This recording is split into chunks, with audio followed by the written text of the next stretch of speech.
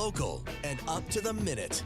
Elias Mackos on CJAD 800. All right, so excited about this week on the Elias Mackos Show. Now, is a little while back, we did a theme week, French week. Do you remember our French week? Boy, that caused a big commotion.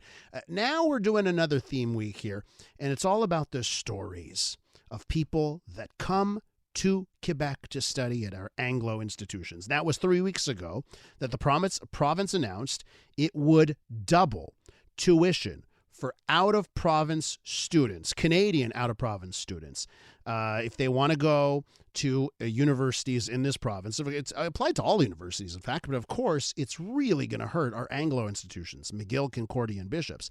The fees would go from just under $9,000 to about $17,000 a year, basically a doubling. Students from other provinces would be paying more than 3 times what Quebec students pay. Now, this has been seen as a kind of attack on the province's Anglophone community. Today, McGill and Concordia students are planning a one-day strike. They're calling it the Blue Fall Protest. Now, with that in mind, we wanted to use this week as an opportunity to share and spotlight and highlight stories of people that came to Quebec to study at our Anglo institutions and then stayed here, made it big. Some of them returned to their home provinces, but then still kept their connections with Montreal. Today, it's our pleasure to welcome in studio Angela Langtry, Century 21 realtor in Montreal. You've probably heard her name on the airwaves here at CJ 800 at one point. Angela, thanks for coming in studio. Thanks, Elias. So, you are a success. Would you say you are a success story of English universities in Quebec? Well, I graduated, so that's probably good. Yeah, very true, very true. Tell us about yourself. What we don't know about you. Where did you come from? Where were you living before you came here? So I grew up in Ottawa, not too far down the highway, and I grew up in a middle class family. My mother was a nurse for premature babies, and my dad was a social worker for the Ottawa School Board. Gotcha. Okay, so you're in Ottawa, and tell me about your schooling pathway and how you ended up at McGill. Yeah, so in grade 3, I went into French immersion in elementary school because when you grow up in Ottawa, that you know that being bilingual can take you a lot further with job opportunities. So I did French immersion from grade 3 to grade 9. I switched out of it because it was affecting my marks in high school, and I thought it might affect my marks to get into a good university. Gotcha. Okay, so you end up going the university route. Yep. Was it McGill right away? How did you end up in McGill? Well, I applied to 3 universities. So I got into Carleton, Queen's, in Kingston, Ontario, and McGill. And I had never been to Montreal until the day I chose to go to McGill because I heard amazing things about the city. And I had never been here till the day I moved into university residence. Are you kidding me? Yeah. Because, Ottawa, a lot of people come to Montreal just for fun or for the weekend, that kind of thing. Yeah. You've never been here. Never been here. How much did the cost of tuition play into that decision? It was a little bit lower than the Ontario universities. So, my parents said, look, if you stay at home and you're in school, you can live here rent-free. I wanted to break away. Ottawa was a little on the quiet side, very 9-to-5 city. Yeah. So tuition wasn't a big difference. I was paying my own way 100%. So I was already working in the restaurant industry before I came. And when I came to Montreal, I continued that, continued bartending. A few places on Saint Laurent back in the day when the Maine was a little bit different. But I also had to find some creative ways to pay my tuition. So I applied to bursaries, got a lot of them. They helped. I had OSAP Ontario loans. And McGill had a program where you could sell your notes to McGill for students who couldn't take notes. And then I also sold them on the side during midterms. So So you had a whole bunch of things working. I guess, it's kind of like being a realtor. You got to be a master of a lot of trades, right, in order to be a realtor. Yep. When you decided to go to McGill, if the tuition in Quebec was double what you would have paid at the time, would you have made the same decision? 100% no. I would have probably gone to Queen's. I would have lost the French that I learned in French immersion, 100%. And so now your life is here. You've made your career and a name for yourself in this city. and you're obviously to work in real estate in this city, you have to be bilingual. You have to be, yes. Right? So I've been here 22 years now. After university, I was still unsure of the career path I wanted. I had majored in political science and sociology, thinking I'd go back to Ottawa and get a government job. But after spending one summer in Montreal, I fell in love with the city, the festivals, and the food just got me.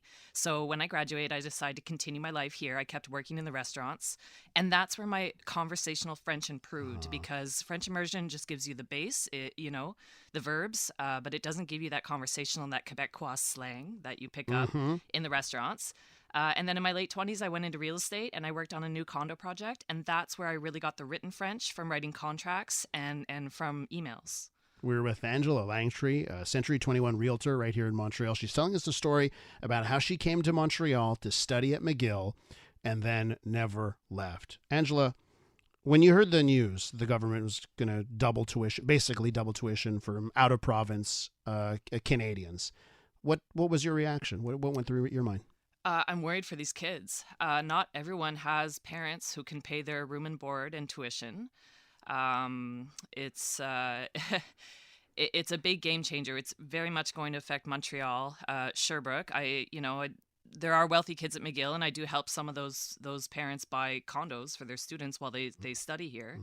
But I can guarantee a lot of them won't be coming. And it's a shame because Montreal and McGill especially is such an internationally renowned university. It's going to make a massive impact. I had friends from the States. I had friends from India, all over the world. They might think twice, and especially the Canadians who pay their own way. And now, you've stayed here, raising a family here, right? Yeah, so aren't you an integration success story? Yeah. I have a son who's just about 4. He's in daycare right now, so he speaks English. My husband and I are both English, but we both grew up in Ontario in the French immersion, so we both have.